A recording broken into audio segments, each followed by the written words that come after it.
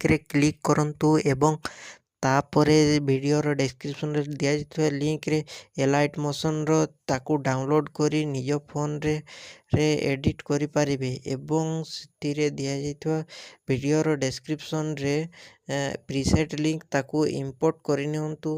ତାପରେ ସେଥିରେ ଆପଣ ଯାହା କିଛି ଚେଞ୍ଜ କରିବାକୁ ଚାହୁଁଛନ୍ତି ତାହା ଚେଞ୍ଜ କରିପାରିବେ ଏବଂ ନ ଚେଞ୍ଜ କରି ମଧ୍ୟ ଆପଣ ତାକୁ ସିଧା ଡାଉନଲୋଡ଼୍ କରିପାରିବେ। ଯଦି ଭିଡ଼ିଓଟି ଭଲ ଲାଗିଥାଏ ଚ୍ୟାନେଲଟିକୁ ସବସ୍କ୍ରାଇବ୍ ଏଣ୍ଡ ଭିଡ଼ିଓଟିକୁ ଲାଇକ୍ କରିନିଅନ୍ତୁ।